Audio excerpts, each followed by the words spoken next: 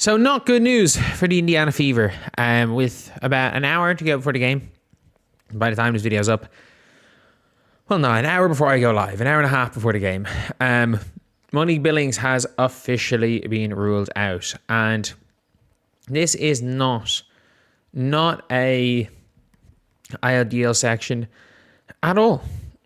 Absolutely not an ideal situation at all for the Indiana Fever. And there is one big positive when it comes to the Fever. The Fever have got one of the best value contracts in the league in the great Maisha Hines-Allen coming off, or starting now. But if I'm being real, like, this is like hair pull out material. The Indiana Fever are going to have to give extended minutes to one of KK Timpson or Damiris Dantas. Like, I'm sorry. Like, Ashton Prechtel's available. I don't think Ashton Prechtel's amazing. She's better than Damiris Dantas. Fuck it. Aisha Koulibaly's better than Damiris Dantas. Anneli Maley plays quite a bit of the four overseas. Put her in instead of Damiris Dantas. Fuck it. Bring back Chloe Bibby. Bring back Chloe Bibby for all I care. Like, we're going to have 30 minutes of Maisha Hines-Allen today. Monique Billings out, and this is one of the weirdest things is, like, I didn't even know. I'm like, there's no way Maisha Hines-Allen or Mo Billings is it was going to be a starter. And we all thought that. And then all of a sudden the contracts start getting leaked, and it's like Jess Shepard's making $1 million and fucking Alana Smith is making 1.2 and Azure is making $1 million. And like ESPN wrote an article and was like, what do we expect out of 500,000, which is going to be in and around the median contract? And they wrote Alana Smith at 500K. Temi went for $1 million. $1 million is what Temi went for. $1 million. Like, one of the biggest overpays. Temi got benched for a 3rd round pick. Or for a second rounder. And a development player. I cannot believe it. Temi got benched for a development player. And now Monique Billings is obviously in the lineup, or out of the lineup. At least Maisha Hines-Allen's there. Look, Maisha Hines-Allen is better power forward than Bree Turner, I guess.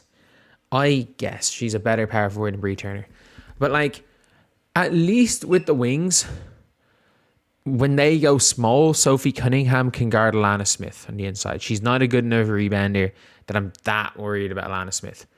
But, like, Leah Rue, let's not forget, Leah Rue destroys the Fever every time they play. Like, the Dallas Wings, the Indiana Fever missing.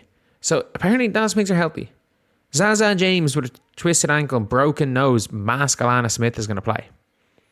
They are desperate, and they're going to be trying everything they can to win. And sometimes desperation in a team can lead to one of two things. Like, if the Dallas Wings go 1-6 through their first 7 games, or 2-5 through their first 7 games, they could spiral. They could spiral downwards. We saw it last year. Not that they don't have the depth, but they have their depth can be a bit of a curse because Arike and Zaza are the same player. So, like, Arike could be pissed if Zaza is getting minutes, and it's not like, I'm not saying there's locker room problems, but there could be issues where it's like Jess Shepard and Segrist. Like, if Segrist is outperforming Fudd, and the fact that this is the worst defensive team ever that the Dallas Wings are running. Like, Paige Bueckers, Arike, and AZ Fudd, I'm sorry. Like, if your best defender of your 1, 2, and 3 is a notch better on defense at best than Caitlin Clark, something is seriously wrong. That being said, the Indiana Fever, like, if you combine the Fever and the Wings, point guard, shooting guard, small forward, the best defender of the 6 is Sophie Cunningham. That's a bad sign. That's a real bad sign. But the starting 5, like, it's going to come down to how much better is Aaliyah Boston. But, like, we also forget Jess Shepard had a triple-double and a half against the Fever last year. Like, Hines-Allen's going to have to play it like Hines-Allen. Like, prime Hines-Allen. We need a double-double from Maisha Hines-Allen. We need 10 and 10. Minimum. Because KK Timpson, I don't know if she's ready. Like, is Raven Johnson going to have to rep minutes at power forward? Maybe.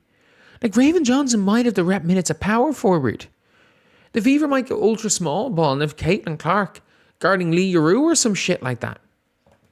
Like, I do think the Dallas Wings are going to have a significantly shorter rotation than the Indiana Fever.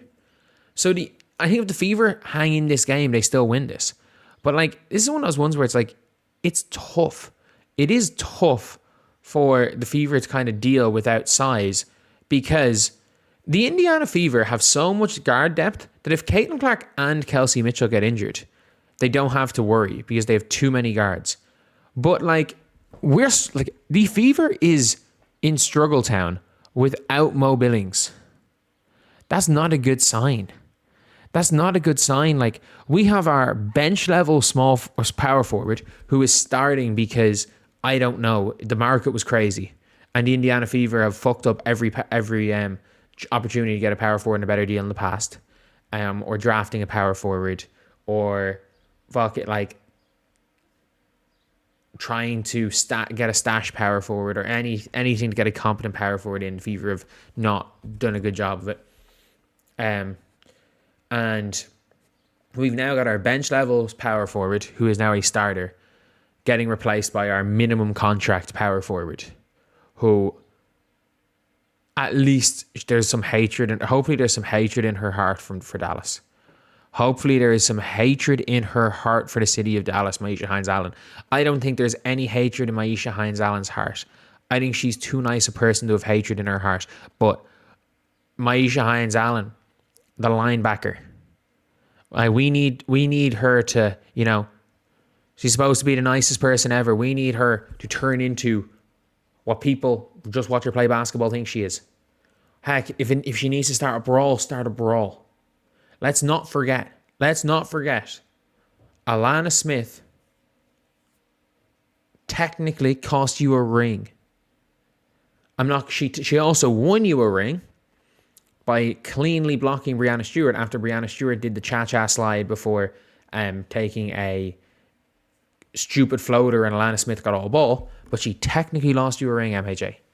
You would have had two. You would have had two rings, not only one.